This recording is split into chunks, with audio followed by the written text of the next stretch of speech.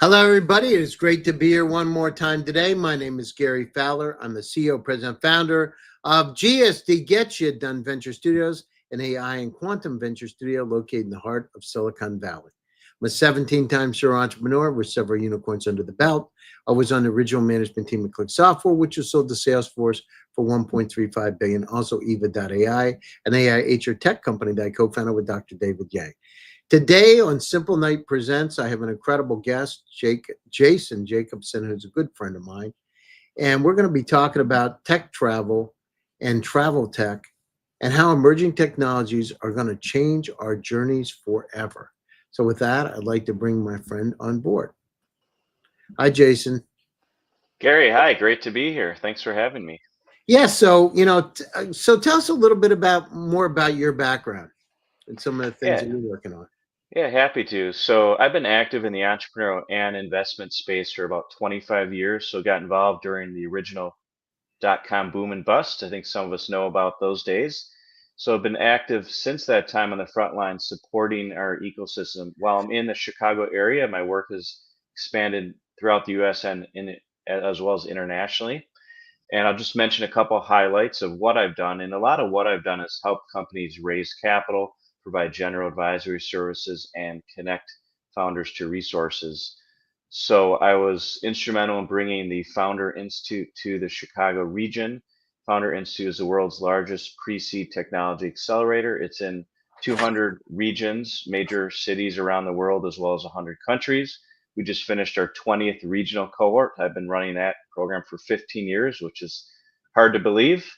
Also, I got into venture capital officially about 10 years ago, and I currently run Propellant Ventures, which is a early seed stage fund based in the Midwest. We invest in B2B tech, such as fintech, ed tech, supply chain, future work, many other ideas. We also will expand our next fund into quantum, next generation AI, as well as life sciences. So we'll look at some additional opportunities that really life changing, game changing opportunities. And then also, I teach classes in business and entrepreneurship at DePaul University and Loyola University Chicago. So I'm very active in the entrepreneurial space, and everything I do is feeds into one another. So happy to be here with you, Gary. So what is it like teaching now? Are you teaching undergraduates or graduate students? So at DePaul, I'm teaching undergrads, and these are freshmen and sophomore mostly. So they're learning a lot about business and life as they're starting their educational careers. Most of them do work as well, but I teach a class that's a business fundamentals. We teach them all the basics of business as it relates to the majors at DePaul. That's the first half, and then the second half, we teach them the developing the entrepreneurial mindset. So we work on teach them design thinking, and they come up with a business plan and a pitch, and there's a competition for some scholarship money. So we only give them about 3 weeks to come up with all that. It's pretty incredible what they do come up with in that short period. So some of these ideas are real viable, and these students become more uh, prone to starting companies. Well, entrepreneurial education is not all about starting companies.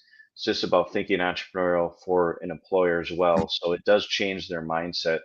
So that's been awesome. And then I also teach a business for social good class, which we're teaching the students all about better business. So all the things we know about um, the sustainable development goals, energy, um, diversity, all those types of things that are important. So climate change, food insecurity, food waste, all the things that they should pay attention to what businesses are doing, and this may determine who they want to work for, but also how they can make a change within the business community. And then I also teach an MBA class at Loyola Chicago, which is all about entrepreneurship, and they come up with a solution to a problem. So they work on a project the entire class. Oh, that's great. And do you enjoy it? I do. I enjoy it. Yeah. So all the stuff I've done the last 25 years, I'm able to bring into the classroom. I spend a lot of time guiding entrepreneurs on their stories and their presentations. So I'm able to do that with these classes as well. Oh, that's fantastic. So, there's a lot of, one of the things we talk about infobesity and, travel tech is one of those. I mean, think about it. You get on a plane, why is it you have to go into a price line or Google Flights, why shouldn't it know that you like to fly Delta in first class and you like the right side of the plane because you feel better leaning there, right? Um, yeah. Why doesn't it understand that, when you land, which hotel you want to be in because you like it and you got points for that hotel and it's got a special deal? Why doesn't it understand when you land that one of your friends wants to play pickleball who graduated from University of Chicago with you and is there and you both like to have sushi and there's a restaurant that's got a deal on California rolls? It's like, why don't we take this infobesity problem and solve it with these kind of tools? We haven't done it. It's unbelievable, actually. So, what do you think? What are some of the impactful emerging technologies influencing travel right now? And you talk about quantum and AI, but what about augmented reality, virtual reality, blockchain, IoT? What kind of impacts are going to have on the travel experience? And how much do you think, Jason, AI across the board is going to really reshape customer interactions and personalized experiences? Yeah, I agree. I think, AI is pretty intuitive. It's getting better and better, of course, depends how you use it. But I agree. I mean, AI, some of those examples you mentioned about seamless travel, AI definitely can support that and, have a AI travel agent, right? You don't necessarily need to, well, my mother still uses a real travel agent. It's a generational Yeah, thing, I I believe. haven't heard that in a long time. I remember in the old days, we used to go to Liberty Travel in Pennsylvania, and it was a big deal. You sit down and book the trip. You'd have to set up an appointment to go in, right, and get your tickets and everything. And or my parents would do their cruises there. But now it's different, right? It's totally different. Right. There are a few that still hold out doing that, but I agree with AI though. You can have a personalized travel assistant and it should know all your preferences and what you talked about should allow for seamless travel. But I think there's also a change. People have to get ready for the change. So especially older generations may not be completely ready for that, but younger generations, no problem. They basically are born with a phone in their hand, and so but that's one. I mean, frictionless travel, seamless travel, multimodal travel with having tools connect all those pieces together. And actually there's a company that went through Founder Institute that is working on group travel, Hmm. to help budgeting with friends, to help do the itineraries, all the things that they were challenged with before they, trying to do this piecemeal at a time. And so this founder's creating a solution to help him and his friends, but of course other people traveled. This is a pain point he experienced. But I do believe, there's even smart passports that, and having biometric um, security and detection, you know, for travel with your passports. I think all that stuff is, I think it's used in some places more than others. I have not used that at O'Hare actually in Chicago, but I am there's probably plenty other places that's at used, or maybe somehow I didn't get the opportunity to use that, but I see that becoming more and more of an important element, even digital IDs.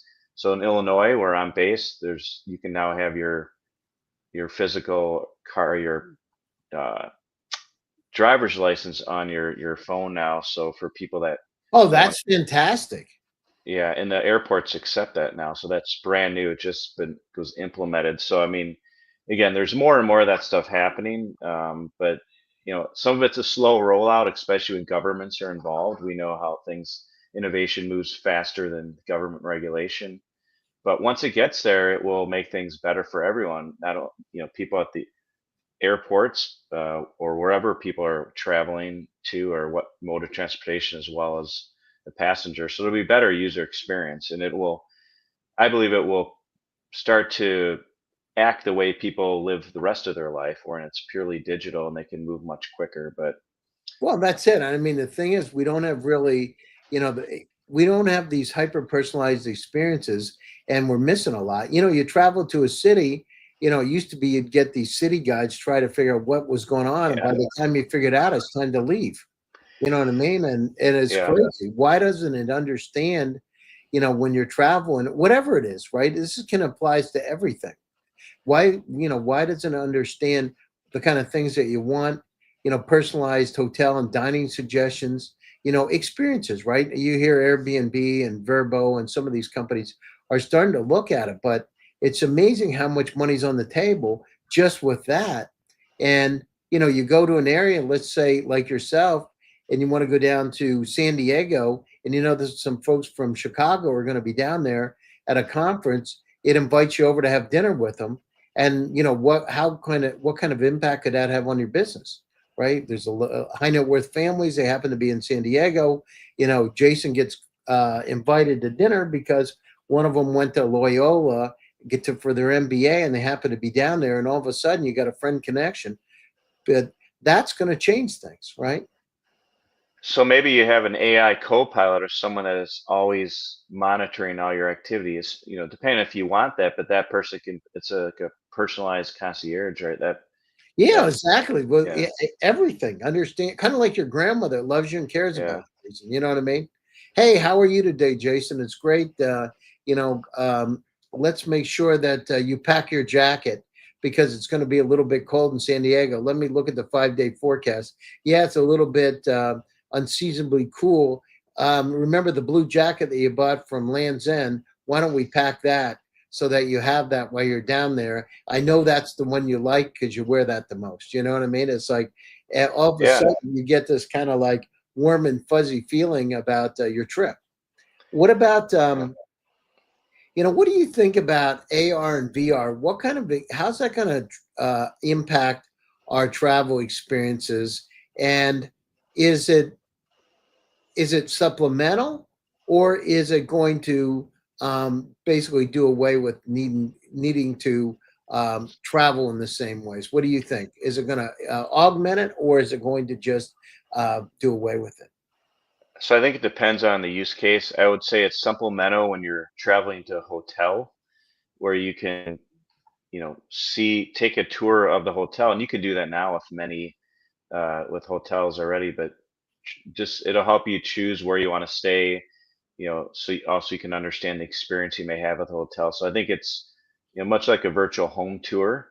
I think it's still going to help you make a decision of where you want to go. So I think that's supplemental.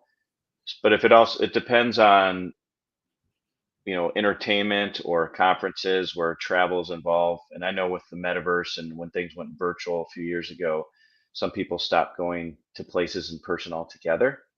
So that can take over a conference that you may not have to travel to. But there are hotels that actually have hologram technologies inside their hotel. So for meetings, so they can, while you're there I in didn't person. know that. I haven't seen those. That would be cool. Yeah, it's something that I've mentioned. We mentioned in one of my DePaul classes. We show a case of that, and yeah, you can bring in the speakers remotely, but they're on stage. Like, you probably can tell that Oh, it's that's a really cool. That's cool though. It'd be yeah. like, what is it? Coachella. Um, they had a virtual. Um, oh God, I can't think of his name. But then they had this virtual event of this person on stage. It's dead, and Oh yeah, I can't. Michael Jackson. I think they've done that in the Yeah, and past. Michael Jackson, they did it with him, but it's Yeah, amazing because you get like some real experiences. Then you take AI and put it on top of it. yeah, It can make songs up in yep. that sound like his, and you have him perform, and it's unbelievable, right? I think they've done it with Prince before too. So yeah, so that's moving. It's moving slowly into the business world where you can, have those technologies. Some people may be creeped out about it, the uncanny valley, if you know that term.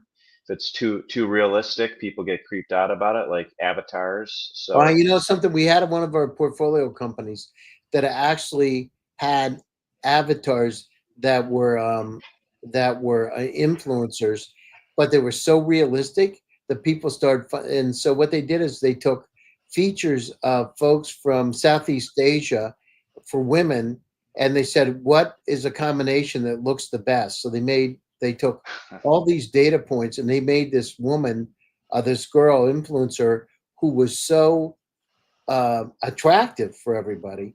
But the problem is, it was so unreal or so real that people started writing love letters and things to this influencer, and she didn't even exist. You know what I mean? And so they actually tweaked it a little bit. they gave her more like anime eyes and things to make it so that she didn't look so real because people, they actually, one of the companies hired her to be a spokesperson and she wasn't real, so it was like amazing actually. Well, it reminds me of Max Headroom. I know we're dating ourselves, Yeah, if you yeah, I remember love that that. guy. Yeah, yeah, I remember that. That's unbelievable. Yeah.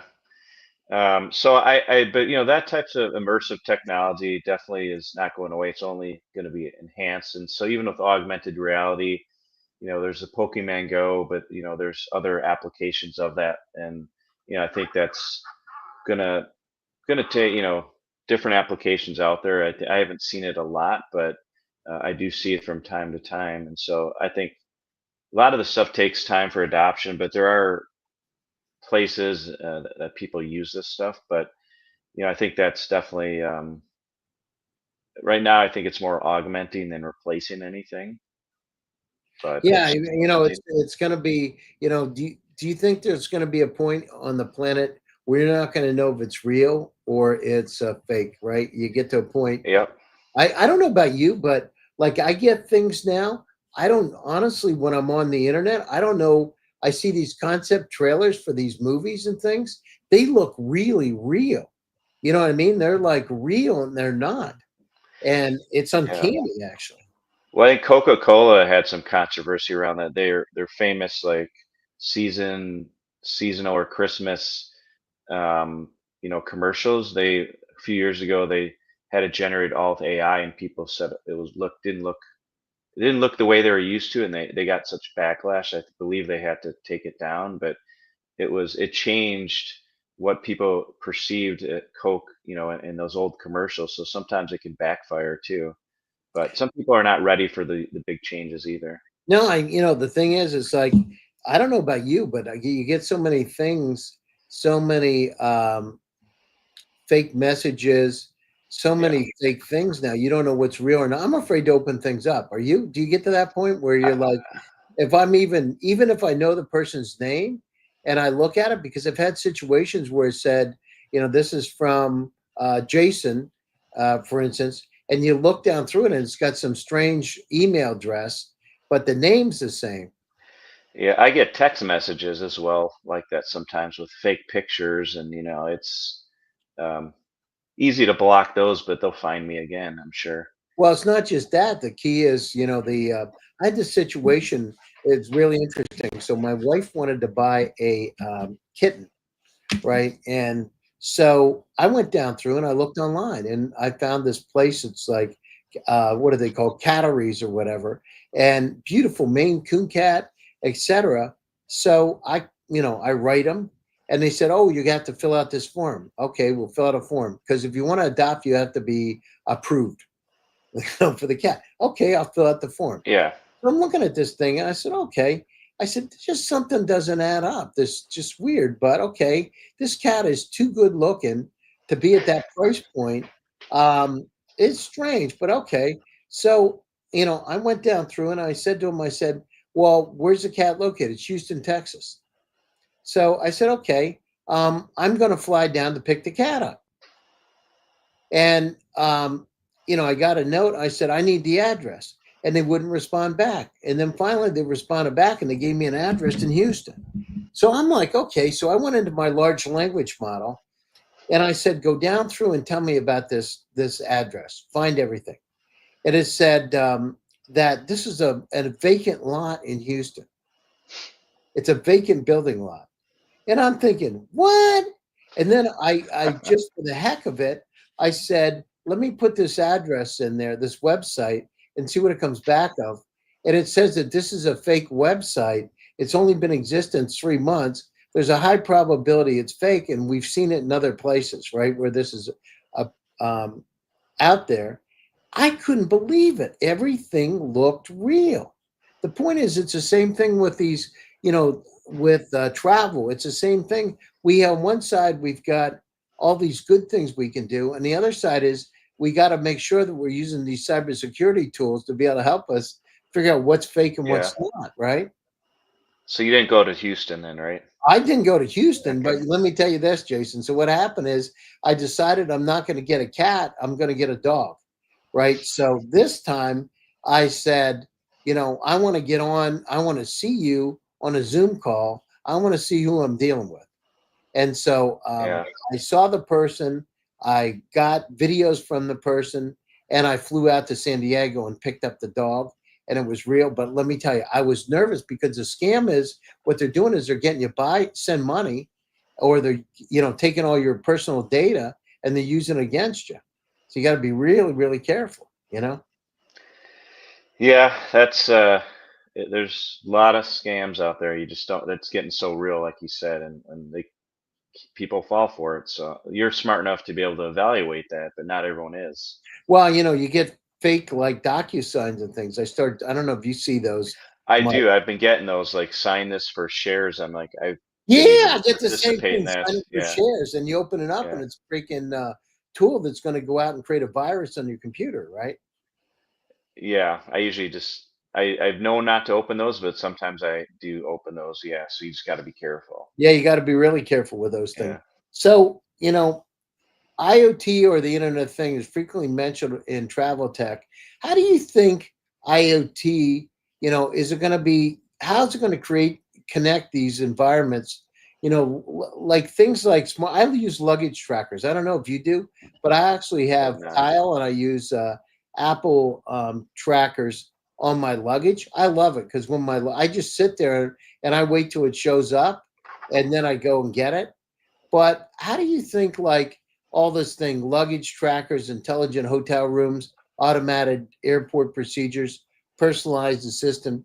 How do you think, do you think we'll get to a point where you have integrated experiences where we've got, your luggage? Like for me, it's really good. I have my keys, I got my luggage, I got my backpack.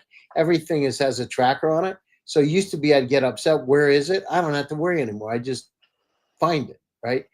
How much do you think that's going to be integrated together, and what kind of impacts do you think it's going to have on our travel experiences? Well, I think it's great that you have luggage trackers. I think more people should have them. I don't use those, but I think it's a great idea, especially if you know your luggage is not even at the airport. Well, Maybe that's it's it, Jason. somewhere else. It was in Atlanta, and I went to the Delta terminal, right? And I said, "Where is my luggage here?" Well, I'm not sure. Let me check. And so they were checking. I had it up, and it was sitting in the airport in freaking Atlanta.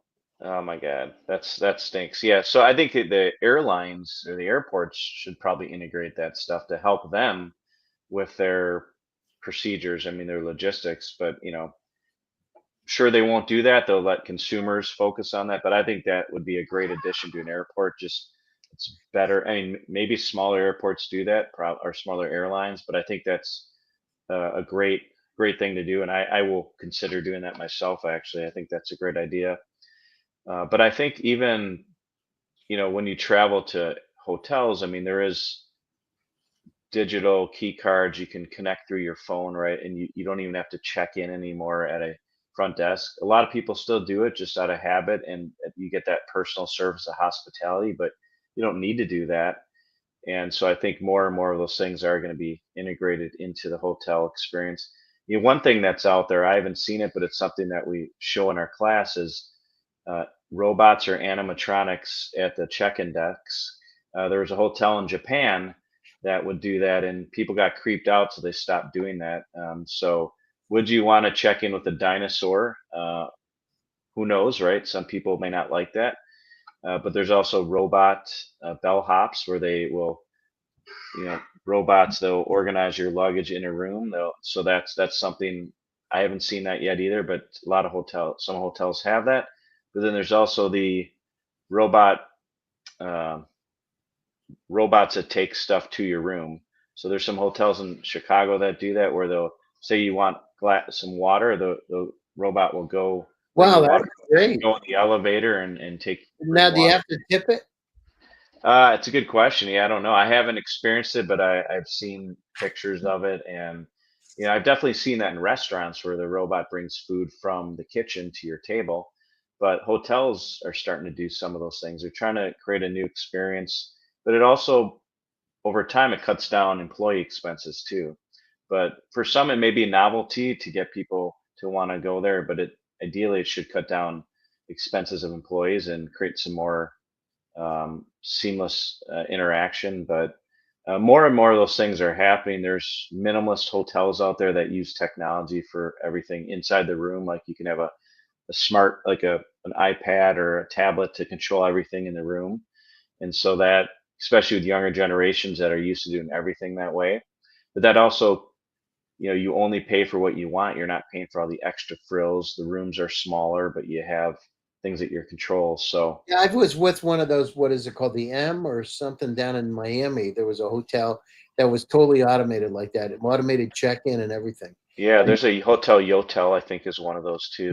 maybe that's what it. I was unbelievable actually. I Yeah, can't believe the room was really small, but yeah, that's it felt good, but it was small. Like the I mean, it was probably half the size of a normal hotel room, maybe less than half the size. yeah, because people just want to sleep there. They're not spending a lot of time there, so they're keeping the costs down too, at least for certain travelers. So um, yeah, so it's a boutique hotel, but it's technology driven. So yeah, I mean, it's everywhere. We may not even realize it. A lot of it's on the back end as well for the staff or the operators of the hotel. So there's technologies around. If you lose something right at a hotel, there's systems to help you recover what you lost. There's certain technologies around that as well, tracking and managing that. It's interesting. So one time, I dropped a wallet, and Mm. I'm like, what did I do with this wallet? So I'm like, for the heck of it, I thought, I don't know where I dropped it, but I'm going to go down through this hotel. And just for the heck of it, I had a tracker. I have a tracker in my wallet. So anyhow, I thought I'm never going to find it. I probably, oh, I don't know, maybe the plane or maybe in the car, maybe in the Uber. So anyhow, I'm walking on the 3 floors of this hotel. So as a 4 floor hotel, I'm walking on the third floor. I'm on the third floor. I said, I'm going to start on the first floor and go all the way up just for the heck of it. So I start walking around. I have my tracker thing turned on. It goes off, Jason. And I go up to the door of this room and I push it and it goes off and I hear my wallet in the room. Seriously. So Wow. I knock on the door and I said, "Excuse me, my wallet's here." I don't have any wallet, and so I'm knocking on the door, and the woman opens up the door, and I said, "I heard my wallet was in her trash can to the left. It had $900 in it, right? It had $900 in it. The money's gone." I said to her, "Excuse me." She says, "I found the wallet. There was nothing in it, and it looked like a kid's wallet, so I threw it out. And all my credit cards are in there, all my driver's license and everything. But I found the wallet, and I was really happy that I found it. Of course, you can't blame somebody. You can't accuse them, because I didn't see her pull the money out. But I found my wallet. I was so happy. All my credit cards were there. My driver's license was there. All this stuff." And it made me a believer that to use it. So integrated systems like that. Yeah. Imagine if we would have hooked it up with the cameras and you would have seen somebody pulling the money out. So you could say, listen, where's my money? You know what I mean?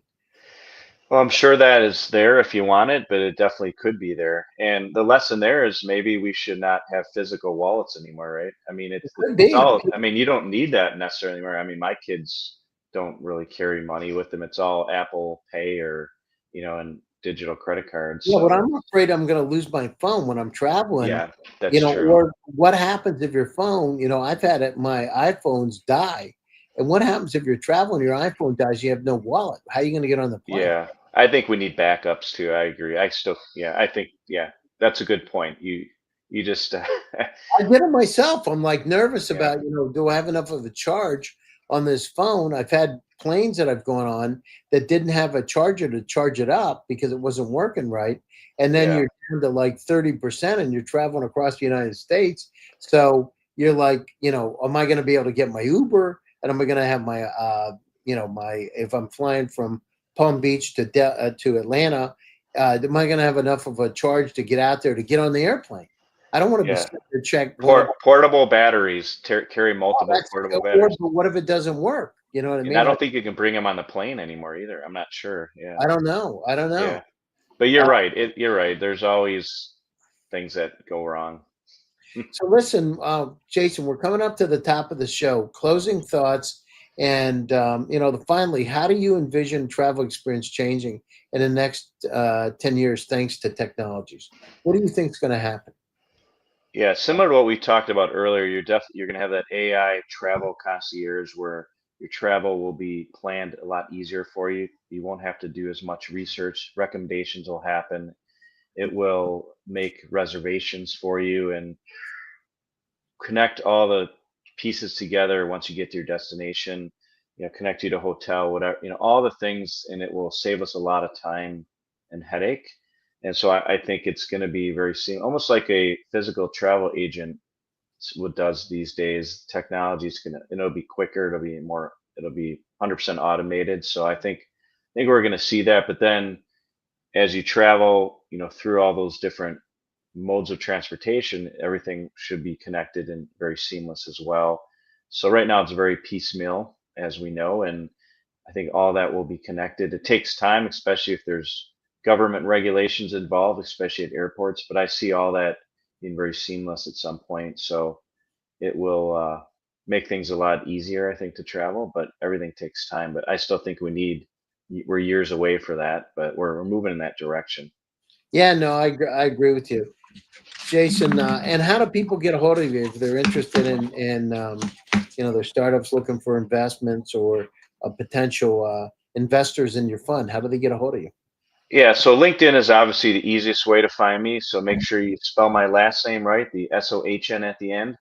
Send a note to LinkedIn and tell me how you found me. So put a little note message so I know that you heard me on Gary's show, and that way I respond to everyone, but that way I know where you heard me from. And so start there, and then if it makes sense, I can send you my email, and then have you send me your information to take a look at.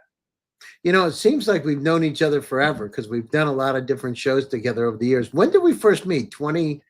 What year was it? I think 2018, it 19? was 2020, I think, right in the middle of the pandemic. We were on some panels together, someone else's podcast, and it was um, I think the blockchain or the crypto company. They used to do a lot of panels. Yeah, yeah. It's amazing now, right? Look where Yeah, crypto is today. yeah. They don't do those shows anymore, as I think we both know. Yeah, But no, it's amazing actually. yeah, It was a good time during the pandemic, so we could all get together and talk. It was kind of like our group therapy sessions. it was. A lot of us were the same panelists, so we got to know everyone quite well. But you and I did the most together. Yeah, So no, it was great. It's really good seeing you. We haven't seen yeah. each other in person, but virtually we've seen each other a lot. Well, next time you're in Chicago, let me know for sure. Yeah, when you're in Palm Beach, let me know, or Miami, let me know. Definitely, definitely. All right. Hey, listen, Jason, thanks for taking time out of your busy schedule to join us today. And thanks to all of you for joining one more time. Simple Night Presents. My name is Gary Fowler, and I'm your host. Stay happy, stay safe, and stay healthy. And we'll be back to you again soon with another exciting edition. Take care, everybody, and talk to you again soon. Thank you.